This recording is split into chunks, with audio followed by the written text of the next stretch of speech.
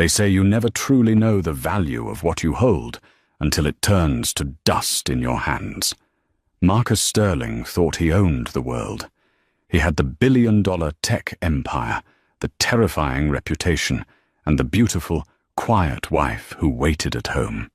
He also had the secrets, the late nights, the arrogance, and the mistress who whispered that his wife was nothing but a burden. But on a Tuesday that started like any other, Marcus came home to a silence so loud it shattered his bones. No note, no clothes, no wife, and his unborn heir. Gone. He thought he was the player moving the chess pieces, but he was about to realize the queen had already left the board, and checkmate was just beginning. The rain battered against the floor-to-ceiling glass of the Sterling Heights penthouse, blurring the lights of downtown Seattle into a smear of gold and grey. Inside, the air was perfectly conditioned, scented with sandalwood and cold ambition. Marcus Sterling checked his Patek Philippe watch. 8:15 p.m. He frowned, tapping his bespoke Italian leather shoe against the marble floor. The gala for the Sterling Cross merger was in 45 minutes. Eleanor was never late. She was the definition of predictable.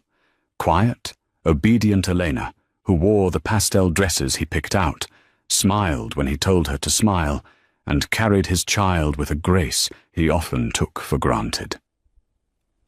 "Elena," he called out, his voice echoing in the cavernous living room. "The driver has been waiting for 10 minutes. This isn't the night for games." Silence. Marcus adjusted his tie in the foyer mirror. He looked impeccable.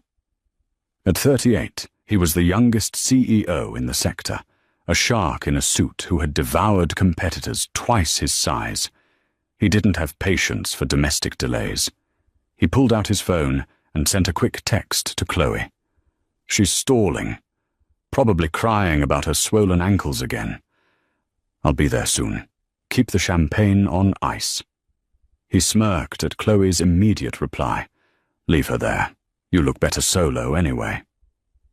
Shoving the phone into his pocket, Marcus stormed up the floating staircase. "Elena, I'm coming in. If you aren't dressed, we are leaving without you." He pushed open the double doors to the master bedroom. He expected to see her sitting on the edge of the bed, perhaps struggling with a zipper, or weeping softly over some perceived slight he'd delivered at breakfast. He was ready to sigh, offer a half-hearted apology, and usher her out the door. But the room was dark. "Elena?" Marcus flipped the switch. The crystal chandelier flooded the room with light. The bed was made, military tight, not a wrinkle. The vanity, usually cluttered with her prenatal vitamins, lotions, and that antique silver hairbrush she loved, was bare. A cold prickle of irritation ran down his spine. "Very funny. Check the nursery." He strode down the hall to the nursery they had just finished renovating last week. It was painted a soft sage green. He pushed the door open. Empty. The crib was there, assembled and waiting. But the rocking chair, gone. The pile of handmade blankets she had spent months knitting, gone. The mobile with the little wooden stars, gone. The irritation shifted into something colder. Confusion. He ran back to the master bedroom and yanked open her walk-in closet. It was stripped. It wasn't just that her clothes were gone. It was how they were gone. There were no wire hangers left on the floor, no stray shoes kicked into a corner. The shelves were wiped clean. It was as if Elena Sterling had never existed. "What the hell?" Marcus whispered. He rushed to the safe, hidden behind the painting on the far wall. He punched in the code. Beep. Click. The heavy door swung open. His stacks of cash were there. His emergency hard drives were there. His grandmother's emerald ring was there. She hadn't stolen anything. She hadn't taken a dime of his money. She hadn't taken the jewelry he had bought her to apologize for his late nights at the office. She had only taken what was hers. Marcus stood in the center of the room, spinning slowly. The silence of the penthouse wasn't peaceful anymore. It was oppressive. It pressed against his eardrums. His phone buzzed. It was his lawyer, Arthur Pendleton. "Marcus." Arthur's voice was tight, unusual for the stone-faced attorney. "Where are you? The board is asking why your seat is empty." "She's gone, Arthur," Marcus said, his voice sounding foreign to his own ears. "Who?" "The new assistant. Elena." "My wife." The closet is empty. The nursery is empty." There was a pause on the line. "Marcus, stop joking. You have the merger signing in an hour." "I'm not joking," Marcus roared, the panic finally breaking through his arrogance. "She didn't leave a note. She didn't fight with me this morning. She just evaporated." "Check the tracking on her car," Arthur commanded. Right. Marcus fumbled with his phone, opening the app that connected to Eleanor's white Range Rover. He stared at the screen. Signal lost. Vehicle disabled. "She disabled the tracker," Marcus muttered, his hand starting to shake. "She doesn't know how to do that. She doesn't know how to change a tire, Arthur. How did she disable a satellite tracker?" "Marcus," Arthur said, his voice dropping an octave. "You need to come to the office. Now. It's not just your wife that's missing." "What are you talking about?" "Just get here, and Marcus, don't call the police yet." The drive to the Sterling Enterprises headquarters was a blur of rain and red taillights. Marcus gripped the steering wheel of his Aston Martin until his knuckles turned white. She couldn't just leave. She was pregnant. She was 7 months along with his son. She had nowhere to go. Her parents were dead. She had no siblings. He had isolated her, subtly of course, from her college friends years ago. Her world was him. That was how he liked it. That was how he designed it. He dialed Chloe. "Finally," she purred. "I'm at the bar. You wouldn't believe the dress I'm wearing." "She's gone?" Marcus snapped. "Who?" "The cow?" Chloe laughed, the sound sharp and grating against his nerves. "Did she run off to a spa?" "She moved out, Chloe. Everything. She took everything." "Oh, Marcus, baby, that's wonderful." Chloe's voice shifted instantly from mockery to delight. "Don't you see? She saved you the alimony. If she abandons the marital home, it's easier for us. We can finally stop hiding." "Shut up, Chloe," Marcus hissed, surprising himself. "She's carrying my heir. If she thinks she can just waltz away with my son, she's insane." "Don't worry about the brat," Chloe said dismissively. "We can make another one with better genes. Just come meet me." Marcus hung up on her. For the first time, her voice didn't sound like a refuge. It sounded like a drill. He pulled up to the glass tower of Sterling Enterprises. The valet rushed to open the door, but Marcus shoved past him, storming through the lobby. Arthur Pendleton was waiting in the executive suite, pacing in front of the window. On the mahogany conference table sat a single, thin file folder. "Where is she?" Marcus demanded, slamming the door shut. "Have you hired a private investigator? I want the best. Get Kincaid on it." Arthur turned around. His face was pale. "Sit down, Marcus." "I don't want to sit. My pregnant wife is missing." "She isn't missing, Marcus," Arthur said quietly. "She resigned." Marcus froze. "Resigned? She doesn't work here. She's a housewife." Arthur slid the file across the table. "Open it." Marcus flipped the folder open. Inside was a legal document. It wasn't a divorce petition. It was a terrifyingly complex dissolution of a business trust. "What is this?" "You recall when you started the company," Arthur said, cleaning his glasses nervously. 10 years ago. You needed initial capital. You were broke." "I built this from nothing." "No," Arthur corrected. "You had an angel investor. The Orion Trust. You told everyone it was a silent partner from Europe. Yeah, so? I bought them out years ago. You thought you bought them out, Arthur said. You signed the dividends over to a holding company. But the voting rights, the controlling interest in the intellectual property for the new Apex chip you're about to launch, that still belongs to Orion. What does this have to do with Elena? Arthur pointed at the signature at the bottom of the document. Marcus looked, his breath hitched in his throat. The signature wasn't a scribble. It was elegant, looped cursive. Elena Marie Sterling, trustee of Orion. Elena is Orion, Marcus whispered. That's impossible. She knits blankets. She watches cooking shows. She doesn't know what a voting share is. She's been Orion the whole time, Marcus, Arthur said grimly. Her inheritance from her grandmother. She never told you the amount. She just invested it in you. Because she believed in you. Marcus dropped into the leather chair. The room spun. The shy, quiet woman who fetched him coffee and rubbed his shoulders when he was stressed. She owned him. Read the letter, Arthur said. There was a creamy piece of stationery clipped to the back. Marcus recognized the handwriting immediately. Marcus, I waited. I waited for the man I married to come back. But the man who built this company with my help is dead. He was replaced by a man who cheats on his pregnant wife with her own college roommate. Marcus's head snapped up. Chloe. She knows about Chloe. Yes, I know about Chloe Vance, the letter continued. I know about the apartment you rented her in the West Loop.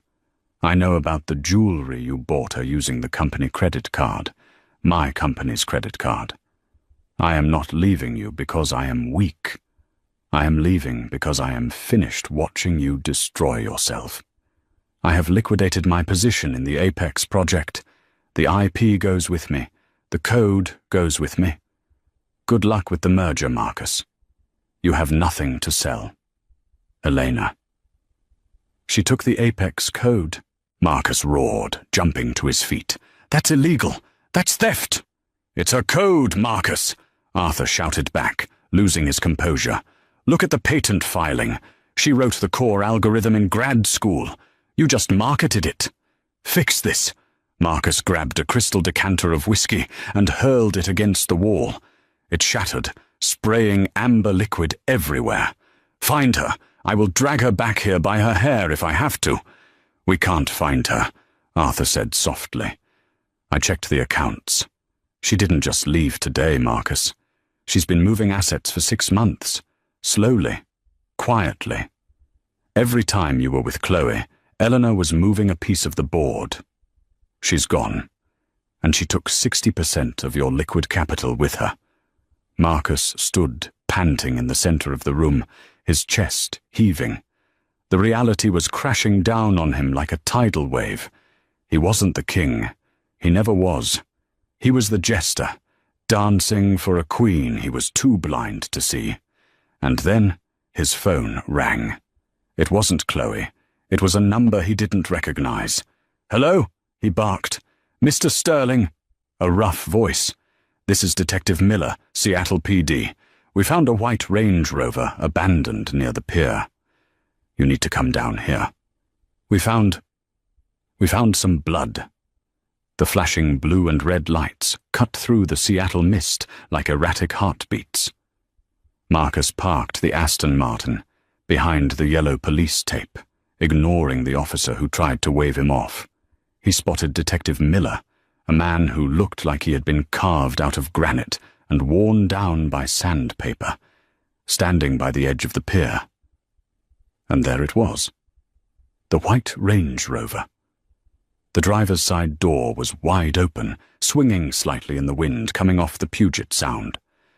Marcus ran toward it, his expensive Italian loafers slipping on the wet pavement. Where is she? Did she jump? Did someone take her? Stand back, Mr. Sterling, Detective Miller said, his voice flat. He held up a gloved hand. Marcus pushed past the tape anyway, stopping only when he saw the interior of the car.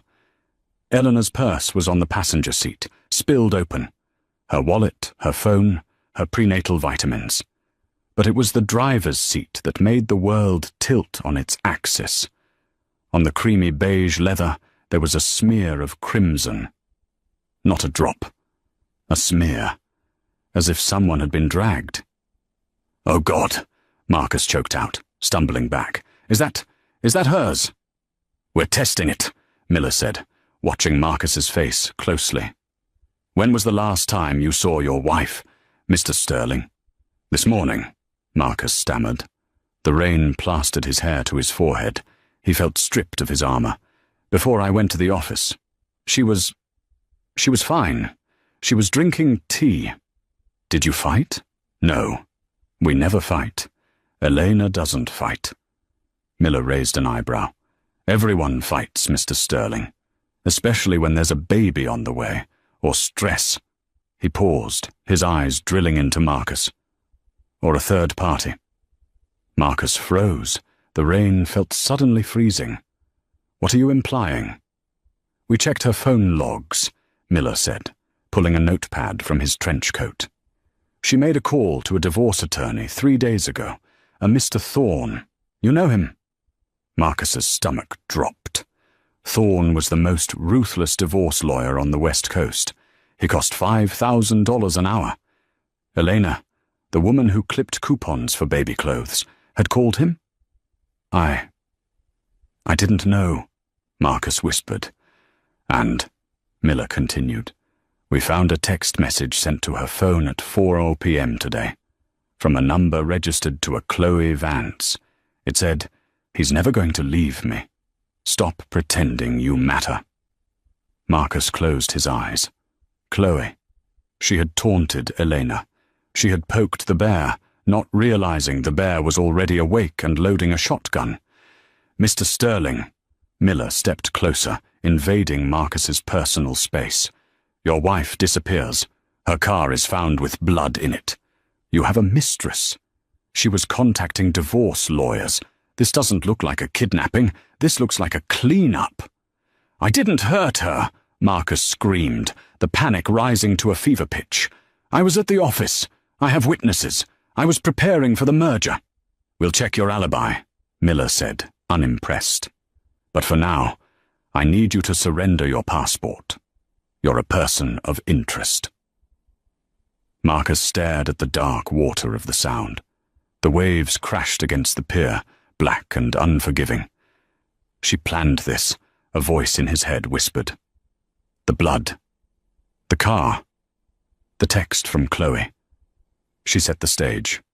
But as he looked at the blood again, a sliver of doubt pierced his anger. What if she hadn't planned this part? What if someone else had found her?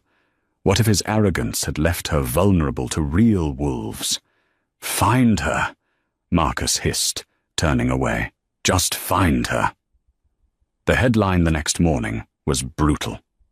"Billionaire suspect? Pregnant wife vanishes amidst affair rumors." Marcus sat in his kitchen, staring at the tablet. The stock for Sterling Enterprises had dropped 18% in pre-market trading. The board had called an emergency meeting to discuss leadership stability. The front door chimed. Marcus looked up, hoping, praying it was Elena, hoping she would walk in, wet and cold, and tell him it was all a mistake. He would forgive her. He would even forgive the business sabotage. He just wanted the silence to stop. He opened the door. It was Chloe. She was wearing a bright red raincoat and pulling 2 massive Louis Vuitton suitcases. She pushed past him into the foyer, shaking off her umbrella. "My God, the paparazzi are animals outside," she complained, inspecting her makeup in the hall mirror. "I had to wear sunglasses just to get from the Uber to the lobby." Marcus stared at her suitcases. "What are you doing here, Chloe?" "Well, I can't stay at my place," she said, as if it were obvious. "The police were there this morning, Marcus, asking me questions. It's stressful. Besides," she walked over and ran a finger down his chest. "You need support. You're grieving. It looks good for us to be consolidated." Consolidated. Marcus batted her hand away. My wife is missing, possibly dead, and you're moving in. She's not dead, Marcus, Chloe scoffed, dragging her suitcase toward the stairs. She's dramatic. That blood was probably corn syrup. She's trying to scare you. Don't let her win. She started hauling her bag up the stairs, up to the master bedroom. Where are you going? Marcus barked. The master, Chloe called back. I'm not sleeping in the guest room. I'm the future Mrs. Sterling, aren't I? We might as well get used to it. Marcus felt a wave of nausea. He wanted to throw her out. He wanted to scream. But he was weak. He was terrified of being alone in this house with the memory of Eleanor. So he let her go up. An hour later, Arthur Pendleton arrived. He looked like he hadn't slept. It's over, Marcus, Arthur said, not even bothering to sit down. The merger? The banks, Arthur corrected. They called the loans, all of them. When Elena dissolved the trust, our debt-to-equity ratio skyrocketed. We're in breach of covenant. They want $400 million by Friday. I don't have 400 million liquid, Marcus shouted. My money is in the stock. The stock that is currently in freefall because the CEO is a murder suspect? Arthur replied dryly. You're toxic, Marcus. The investors are pulling out. The Apex launch is cancelled because we don't have the IP rights. Crash. A sound of shattering glass came from upstairs. Marcus and Arthur looked up. Oops. Chloe's voice floated down the stairs. Marcus, honey. I dropped that ugly vase on the nightstand. The one with the dried flowers. It's okay. I hated it anyway. Marcus went white. That vase wasn't just a vase. It contained the dried bouquet from his wedding day. Eleanor had kept it for 7 years. He ran up the stairs, Arthur trailing behind him. In the bedroom, Chloe was kicking the shards of pottery into a pile with her heel. She had already stripped the bed of Elena's duvet and replaced it with a leopard print throw she'd brought. She had opened the closet and was shoving Marcus's suits aside to make room for her flashy dresses. Chloe, stop, Marcus yelled. It was an accident, she pouted. Why are you so tense? We're free, Marcus. We're rich and we're free. We aren't rich. Marcus grabbed her arm, spinning her around. Did you not hear me? She took the money. She took the company. I am broke, Chloe. Unless I find her and get her to sign those rights back, I am worth nothing. Chloe's face changed. The seductive smile vanished, replaced by a hard, calculating look. What do you mean, broke? I mean the credit cards are going to stop working in about an hour, Marcus said, his voice trembling with rage. I mean this penthouse is mortgaged to the hilt, and the bank is coming for it. Chloe yanked her arm back. She looked at the half-unpacked suitcase. She looked at Marcus, really looked at him, stripping away the CEO title and seeing the desperate man beneath. Well, she said, her voice icy. That changes things. You said you loved me, Marcus whispered. I love the lifestyle, Marcus, she spat. I didn't sign up to be a nursemaid to a bankrupt murder suspect. Before Marcus could respond, his phone rang. It was a blocked number. He stared at it. A strange sensation washed over him. He answered it on speaker. Hello? Hello, Marcus. The voice was soft, melodic, unmistakable. It was Eleanor. The room went dead silent. Chloe froze. Arthur stepped closer. Eleanor, Marcus breathed. Eleanor, where are you? The police found blood. Are you hurt? Blood is easy to buy, Marcus, she said, her voice devoid of the warmth he remembered. A butcher shop in Pike Place Market. Pork blood. Very convincing on leather.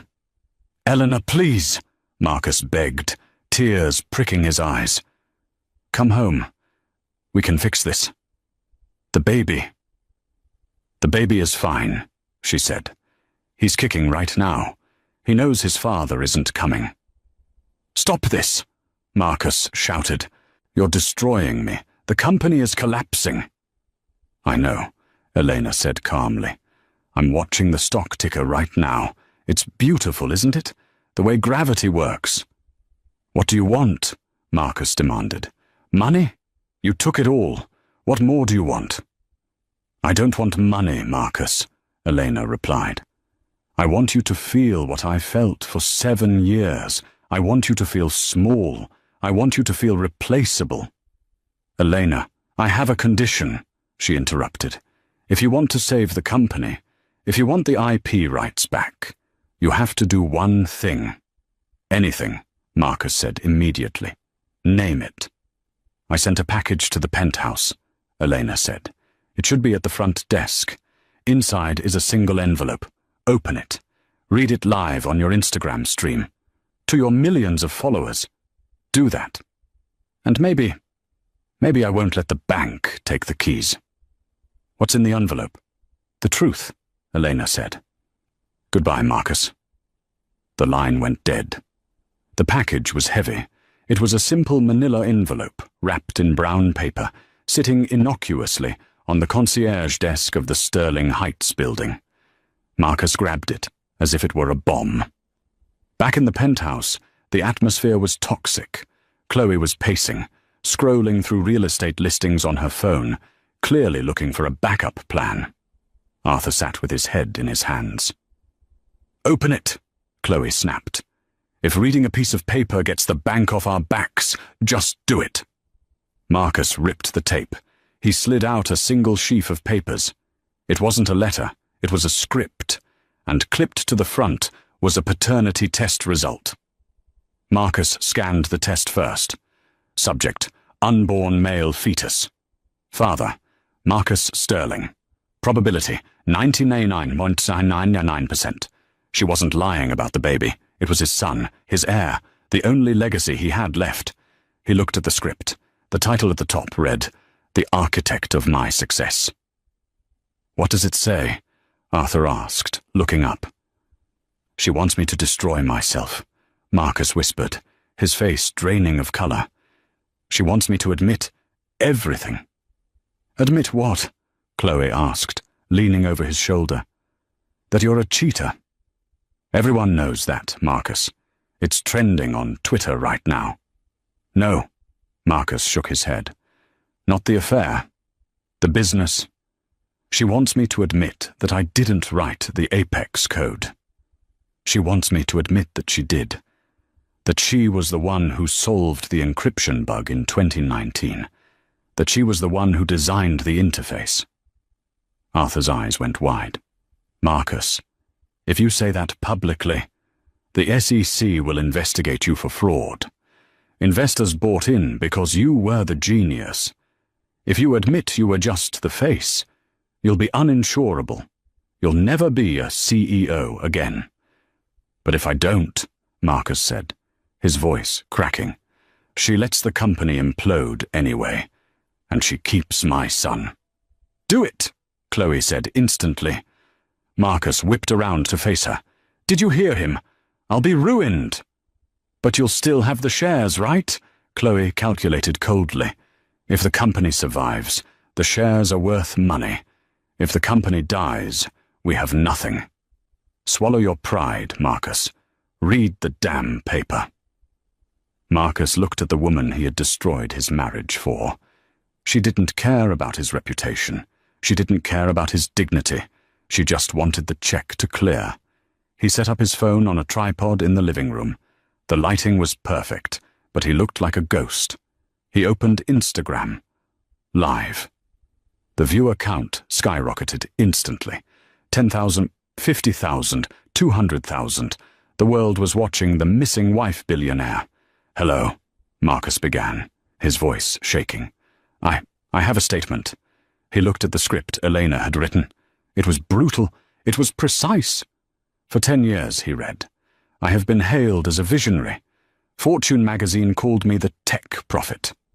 But a prophet implies divine inspiration. I had no inspiration. I had a wife. He paused. The comments were flying so fast they were a blur. Elena Sterling is not just my wife, he continued, forcing the words out through a throat that felt like it was filled with glass. She is the lead engineer of Orion. She wrote the source code for the Sterling operating system. She designed the Apex chip. While I was at Galas taking credit, she was at home, debugging the systems that made me a billionaire. He looked at the camera, tears of humiliation streaming down his face. I am not a genius, he read the final line. I am a fraud who stood on the shoulders of a giant and then tried to push her off. I am sorry, Elena. Please, please come home. He ended the stream. The room was silent. Then Chloe's phone pinged. She looked at it. Well, she said, grabbing her purse. That was pathetic. I saved the money, Marcus rasped. I did what you wanted. You saved the company, Chloe corrected. But you're a laughing stock. I can't be seen with a fraud, Marcus. It's bad for my brand. She signaled to the door. Driver's downstairs. I called him 5 minutes ago. You're leaving? Marcus stared at her. Now? After I just humiliated myself? You humiliated yourself the moment you thought you were smarter than her, Chloe said, opening the door. Bye, Marcus. Don't call me. The door slammed. Marcus was alone. He had no wife. He had no mistress. He had no reputation. But then his phone buzzed. A text from Eleanor. Good boy. Now come meet your son. The address Eleanor sent was for a private wing of St. Jude's Medical Center. Marcus didn't take the Aston Martin. He took a cab. He felt too small for the sports car now. He wore a baseball cap pulled low, terrified of being recognized as the fraud CEO. He sprinted through the hospital lobby, ignoring the receptionist, and jammed the button for the 4th floor. Neonatal intensive care. Come meet your son. The text replayed in his mind. Was the baby born? It was too early. She was only 7 months along. Had the stress induced labor? The elevator doors opened. The hallway was sterile, white, and quiet. At the end of the hall, standing in front of a large viewing window, was a man. Marcus slowed down. He knew that silhouette. It was tall, broad-shouldered, wearing a suit that cost more than Marcus's car. It was Julian Cross, his biggest rival, the CEO of Cross Industries, the company Marcus was trying to merge with. Julian, Marcus panted, approaching him. What are you doing here? Julian turned slowly. He didn't look at Marcus with the usual competitive disdain. He looked at him with pity. She's incredible, Marcus, Julian said softly. I always suspected she was the brains behind your operation. The code was too elegant for a brute like you, but I never knew she was this strong. Where is she? Marcus demanded, pushing past him to look through the glass. And there she was. Elena was lying in a hospital bed, hooked up to monitors. She looked pale, exhausted, but alive. And in a clear plastic incubator next to her bed, a tiny, fragile baby was sleeping, wires attached to his small chest. Marcus put his hand on the glass. My son. He was born 3 hours ago, Julian said. Emergency C-section. Fetal distress caused by the stress of her husband moving his mistress into her home. Marcus flinched. I'm going in. You can't, Julian said, stepping in front of the door. Get out of my way, Julian. That is my wife and my child. Not anymore, Julian said calmly. He reached into his jacket pocket and pulled out a document. While you were busy reading that script on Instagram, Eleanor signed a new deal. What deal? She sold the Apex IP, Julian smiled. To me. Cross Industries now owns the technology, and since you just publicly admitted it was hers to sell, you can't sue. She sold it to you? For $1, Julian said. She didn't want money, Marcus. She wanted protection. As part of the deal, Cross Industries is providing her with full security detail and top-tier legal representation for the custody battle. Marcus felt his knees give out. He slumped against the glass wall, sliding down until he hit the floor. "She gave it away," he whispered. "Billions?" "She said it was a fair price to pay for freedom," Julian said, looking down at him. "And she wanted to make sure that when you came here, you realized that you didn't just lose a wife. You lost the war." Inside the room, Elena stirred.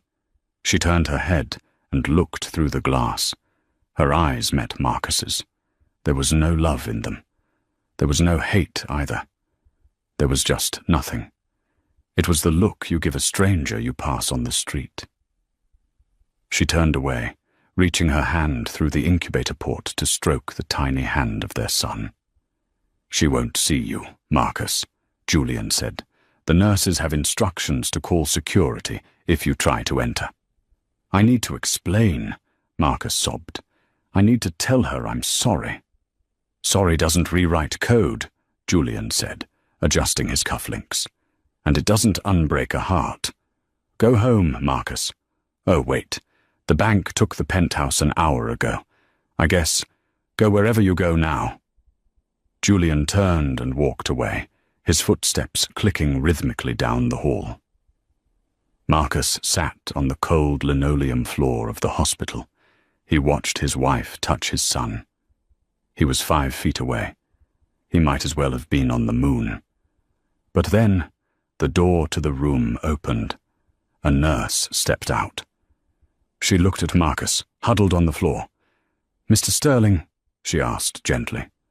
Marcus looked up, hope flaring in his chest. "Yes? Did she ask for me?" "No," the nurse said, "but she asked me to give you this." She handed him a small velvet box. Marcus took it. His hands were shaking so hard he almost dropped it. He opened it. Inside was his grandmother's emerald ring, the one Elena had worn for 10 years, the one he had checked the safe for in part 1. And underneath it was a note. "Sell it. It should cover your first month's rent. Consider it severance pay." Marcus stared at the ring. The finality of it crushed him. She wasn't keeping a trophy. She was returning the last piece of him she had. He clutched the ring to his chest and wept, the sound echoing in the empty hallway, ignored by the woman behind the glass. The fall hadn't been a sudden drop. It had been a slow, grinding slide into obscurity. In the first year, Marcus Sterling lost the penthouse. It was a public spectacle, an auction attended by the very vultures he used to drink scotch with. He watched from the back of the room, wearing a hoodie and sunglasses, as his bespoke Italian furniture, his art collection, and even the custom crib he had briefly looked at were sold off for pennies on the dollar. The gavel banging down felt like a physical blow to his chest, over and over again. In the second year, the legal battles ended. He had tried to fight Julian Cross's acquisition of the Apex IP, screaming about coercion and duress, but the courts didn't listen to men who admitted to fraud on Instagram. The judge's ruling was scathing. Marcus was left with nothing but court fees and a reputation so toxic that even mid-tier tech firms wouldn't interview him. He was radioactive. By the third year, the woman named Chloe Vance gave a tell-all interview to Vanity Fair. She described Marcus as clinging and delusional, painting herself as a victim of his manipulation. It was the final nail in the coffin of his social standing. Now, it was year 5. The Seattle Convention Center was a cavernous beast of glass and steel, vibrating with the noise of 30,000 attendees. It was the annual Global Future Tech Summit, the Super Bowl of the industry. The air smelled of burnt coffee, ozone, and desperate ambition. Way in the back, past the flashy holographic displays of Google and Tesla, past the mid-level software vendors, and tucked near the loading dock doors, was Zona Z. This was where the bottom feeders lived. The companies selling knockoff chargers, discount screen protectors, and generic tablets that overheated if you played a video for too long. Standing behind a folding table, covered in a cheap blue tablecloth, was Marcus. He wore a polyester polo shirt that was a size too big, the logo of Quick Tech Solutions embroidered crookedly on the chest. His hair, once styled by a celebrity barber, was grey at the temples and thinning. The sharp, predatory glint in his eyes had been replaced by a dull, watery exhaustion. He looked 10 years older than his 43 years. "Hey, buddy," a teenager with purple hair snapped, chewing gum loudly. "Does this power bank charge a MacBook?" Marcus looked down at the plastic brick in his hand. "No, it's for phones only. 5 volts. "Lame," the kid muttered, dropping it back on the table with a clatter and walking away. Marcus sighed, adjusting his name tag. It just said Marcus. No last name. He had learned the hard way that Sterling drew the wrong kind of attention. Snickers, camera phones, and cruel questions. He sat on a hard plastic stool and opened his lunch, a cold ham sandwich wrapped in wax paper. He ate mechanically. His phone, a cracked Android model with a shattered screen, buzzed with a notification. "Rent reminder. Your payment is 4 days late. Please remit immediately to avoid eviction." Marcus swiped the notification away. He lived in a basement studio in Tacoma now, a place that smelled permanently of damp drywall and cat litter. It was a far cry from the sandalwood-scented penthouse, but it was all he could afford on a commission-only sales salary. Suddenly, the ambient noise of the convention center changed. The low roar of chatter didn't stop. It shifted. It became excited, focused. The overhead lights in the main hall dimmed, casting the vendor zones into twilight. A booming voice echoed from the massive ceiling speakers. "Ladies and gentlemen, please make your way to the alpha stage for our keynote presentation. Today, we are honored to unveil the future of quantum computing with the innovator of the decade." Marcus felt a magnetic pull. He shouldn't leave his booth. His manager, a 25-year-old tyrant named Brad, would fire him if he saw the table unattended. But Marcus couldn't help himself. He knew who was coming. He stood up, wiping crumbs from his mouth, and began to walk. He moved through the crowd like a ghost, weaving between the suits and the tech enthusiasts. He didn't belong in their world anymore, but he had to see. He had to know. He reached the perimeter of the alpha stage. It was packed. Thousands of people were standing shoulder to shoulder, their faces illuminated by the glow of the massive 8K screens towering above them. The announcer's voice reached a crescendo. "The CEO of Orion Technologies. Please welcome Elena Sterling." The applause was deafening. It wasn't polite clapping. It was a roar of adoration.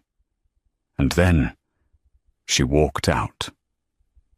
Marcus stopped breathing. Elena was unrecognizable from the woman he had married. The woman he remembered was soft, hesitant, usually wearing pastel cardigans and seeking his approval before speaking. This woman was a titan. She wore a sharp, tailored white suit that seemed to glow under the stage lights. Her hair was cut in a severe, chic bob that framed her face. She walked to the center of the stage, not with arrogance, but with a terrifying, calm certainty. She didn't wave wildly. She just stood there, soaking in the applause, owning the silence that followed. 5 years ago, Elena began, her voice crisp and amplified, echoing in Marcus's bones. I was a ghost. I was the code running in the background, keeping the system alive, while others took the credit for the interface. A ripple of laughter went through the crowd. They knew the story. Everyone knew the story. It had been the biggest scandal in tech history. But, Elena continued, pacing slowly, ghosts have a unique perspective. We see the flaws in the architecture that the kings on the throne miss. We see the instability. And when the castle falls, we are the ones who know how to rebuild it. She pressed a button on her clicker. The screen behind her exploded into color. Apex 2, the quantum bridge. Today, she said, Orion Technologies is not just launching a chip. We are launching a new language, a system that learns, adapts, and protects. And I am proud to say—" She paused, her voice softening just a fraction. "I wrote every line of the kernel myself." The crowd erupted again. People were chanting her name. "Eleanor! Eleanor! Eleanor!" Marcus stood in the shadows of a support pillar, gripping the cold metal. Tears pricked his eyes, hot, shameful tears. He remembered the nights he had left her alone in bed to go meet Chloe. He remembered mocking her hobbies. He remembered telling her she wouldn't understand the complexities of his business. She hadn't just understood them. She was the business, and he had thrown her away for a fling and a bruised ego. "She's amazing, isn't she?" Marcus jumped. A young woman standing next to him was beaming at the stage. "She's my hero. Single mum, built $1 billion empire from the ashes of her ex-husband's fraud. She's the reason I went into coding." "Yeah," Marcus rasped, his throat tight. "She's something." The presentation ended 20 minutes later. The lights came up, and the VIPs began to flood toward the stage, hoping for a handshake or a selfie. Marcus should have turned back. He should have returned to his cheap tablets and his cold sandwich. But his feet moved on their own. He pushed through the crowd, driven by a masochistic need to be close to the sun that was burning him. He made it to the velvet rope, separating the general admission from the VIP lounge. Elena was there, surrounded by security and investors. She was laughing at something a senator was saying, her head thrown back, looking radiant and genuinely happy. And then Marcus saw him. Julian Cross. The man who had been Marcus's rival, the man who had bought the IP for $1, was standing right beside her. He wasn't trying to overshadow her. He was standing slightly behind her, his hand resting protectively on the small of her back. He looked at her with a mixture of pride and reverence that Marcus had never possessed. But it wasn't Julian that shattered Marcus's heart into dust. It was the boy running towards them. "Mom! Mom!" A little boy, about 5 years old, burst through the legs of the security guards. He was wearing a miniature tuxedo t-shirt and light-up sneakers. He had dark, messy hair and bright, intelligent eyes. Elena's professional mask dropped instantly. She crouched down in her white suit, ignoring the dirt on the floor, and opened her arms. The boy slammed into her, giggling. "Did you see me, Leo?" Elena asked, kissing his forehead. "I was on the big screen."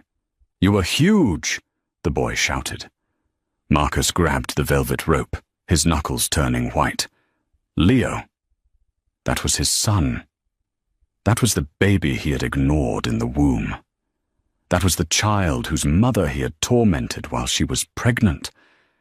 The boy had Marcus's chin. He had the same shape of eyes, but there was no darkness in him. He looked happy. He looked loved. "Leo," Marcus whispered. The sound strangled. He couldn't stop himself. He lunged forward, pressing against the rope. "Elena!" The shout was desperate, cracking with 5 years of silence. It was loud enough. Julian heard it first. His head snapped up. His eyes scanned the crowd, sharp and dangerous. They locked onto Marcus instantly. Julian didn't look angry. He didn't look threatened. He looked at Marcus's polyester polo shirt, his grey skin, his desperation, and he looked bored. Julian leaned down and whispered something in Eleanor's ear. Eleanor froze. She was still holding Leo. She slowly straightened up, placing a protective hand on the boy's shoulder. She turned. For the first time in 5 years, Marcus Sterling looked into the eyes of his wife. He expected hate. He was prepared for anger. He almost wanted her to scream at him, to acknowledge that he had hurt her, that he still mattered enough to cause pain. He straightened his spine, preparing a speech. "I'm sorry. I was a fool. I miss you." But Eleanor didn't scream. She looked at him. Her gaze traveled over his face, cataloguing the wrinkles and the sadness. She looked at his cheap clothes. She looked at his name tag. And then her eyes went blank. It was a look of absolute, crushing indifference. It was the way you look at a stranger at a bus stop or a piece of furniture you sold years ago and forgot about. There was no spark, no recognition of their shared past, no lingering trauma. She had processed him. She had archived him. And now she had deleted him. She turned back to Leo. "Come on, Bug. Do you want ice cream?" "Yeah," Leo cheered, grabbing Julian's hand with his other hand. "Let's go," Julian said, casting one final, pitying glance at Marcus before turning his back. The three of them, Eleanor, Julian, and Leo, walked away toward the private exit. A perfect family unit, built on the ruins of Marcus's mistakes. "Wait," Marcus choked out, reaching over the rope. "Elena, it's me! It's Marcus!" A large hand slammed onto his chest. It was the head of security, a man the size of a vending machine. "Sir," the guard said, his voice low and threatening, "you're disturbing the talent. Step back." "That's my wife," Marcus yelled, causing heads to turn. "That's my son." The guard looked at Marcus's frantic, sweaty face. He looked at the peeling logo on his shirt. "Buddy," the guard said, shaking his head, "that is Elena Sterling.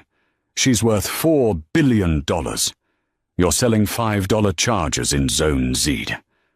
I don't think you know her." The guard shoved him back. Hard. Marcus stumbled, his heel catching on the carpet. He fell backward, landing hard on the floor. His generic phone skittered out of his pocket, sliding across the convention center tile. People laughed. A few teenagers pointed their phones, recording the crazy guy falling down. Marcus sat there on the floor.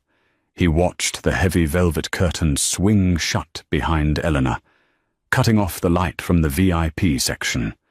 He was alone. The roar of the convention continued around him, indifferent to his tragedy. The world was moving forward, faster and brighter, powered by the code his wife had written. And he was stuck here, in the past, a glitch that had been successfully patched out. He slowly reached for his cracked phone. The screen flickered. Another notification. Battery low, 5%. Marcus let out a dry, broken laugh. He curled his knees to his chest, sitting in the dirt of the convention floor, while the applause for his wife continued to thunder from the other side of the wall. He had wanted to be a king. He had wanted to be feared. He realized now, as the darkness of his own making swallowed him whole, that he had gotten his wish. He was feared by no one. He was loved by no one. He was simply gone. Wow. Talk about the ultimate reality check. Marcus thought he was the king of the chessboard, but he forgot that the queen is the most powerful piece in the game. He lost his fortune, his reputation, and his legacy, because he mistook Elena's silence for weakness. It's a brutal reminder that you never truly know who is holding the keys to your success until you push them away. Elena didn't just get revenge. She got the best revenge of all. She became happy without him. What did you think of Eleanor's decision to give the IP to Julian for $1? Was it a genius move for freedom, or should she have destroyed the company completely? Let me know in the comments below. If you are Team Elena, drop a in the chat. If you think Marcus got exactly what he deserved, type karma. Don't forget to like this video if you enjoyed the drama, and subscribe to the channel for more stories about betrayal, redemption, and instant regret. Hit that notification bell so you never miss a twist. Thanks for watching. Thanks for watching. Thanks for watching. Thanks for watching. Thanks for watching. Thanks for watching. But now there's factions of people go, oh, no, we got it, we don't like it, we've changed our mind, it wasn't going well for us, we don't like free speech anymore. People who want free speech, they only want free speech so they can go around saying awful things, which just isn't true. And even if it was, the good thing about free speech is people can say awful things back. It's a really good system, right? And you can't say anything under the laws of free speech. That's a total misconception. There are loads of caveats to free speech, all of which I agree with, actually. You can't incite violence. Good rule. You can't slander people. Good rule. You can't libel people, you know? Fascinating fact about libel law. You can't libel the dead. So I could stand here and say, Gandhi used to take it up the arse. If I wanted. Which I do.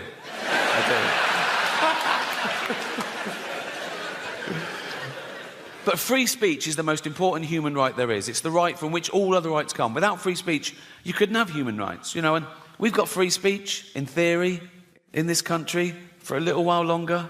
We can criticise the government, we can criticise the police, but we should give props to a country that allows us to do that, because we're the envy of some countries. In some countries, you criticise the police, you get beaten up, or worse. You criticise the government, you can be thrown in jail for life, you know. So they flee their oppression, quite rightly. You know, so would you. They flee their oppression, and they come here, they go, we want to come to England. We go, why? They go, free speech. We go, come on in, welcome. What are you going to do now? We're going to go on a march. What are you going to say? How shit England is. Cheers. Thank you. Thank you. That is their right. Have a great show, and I left. And as I was leaving, I saw one of the other lawyers lean in and show this head lawyer his iPhone, and the head lawyer went, oh yeah. He went, oh sorry Ricky, can you come back a minute? Right, so I'm there, I went, yeah. So he had the phone there. They'd looked up the word minge. I thought I'd gotten away with it, right? So it's now like I'm getting told off. And the head lawyer said, now it says here that the word minge is a derogatory term for female genitalia. I went, well, yeah, it's a slang word for vagina in England. You don't even use it here, do you? He went, no, we don't, but we go around the world, and with due diligence, now we know it's derogatory, we'll have to bleep that word live. I went, don't bleep the word, like, because people at home won't know what I've said. It'll ruin I said, it's literally the punchline. He said, if it's derogatory, I said, well, what word could I use that you wouldn't bleep? And he went, well, you could say vagina. I went, I'm not saying vagina, right? Anything funny about it. It's so clinical. I was thinking, Judy Dench at home going, why is he talking about my actual vagina, right? I said, minge isn't like that. It's like, it's not so specific, because vagina's so, where's your vagina? There, right? Where's your minge? There. It's like...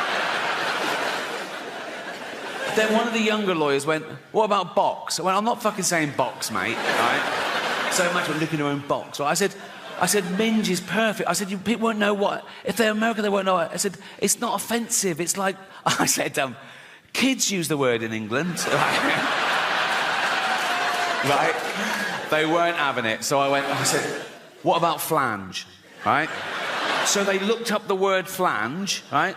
And he went, well, that'd just be confusing, because in America, a flange is a part of a sink unit. I went, oh, well, I said, please let me say minge and don't bleep it. I was really rooting for minge. Right? It was like 12 Angry Men. I go, no one's leaving till I can say minge. Right? And after about 10 minutes, I wore them down. Whatever they said, that won't work. So I was going, please. I said, I'll write them. You won't get any complaints and all this sort of... And eventually, the head lawyer went, OK,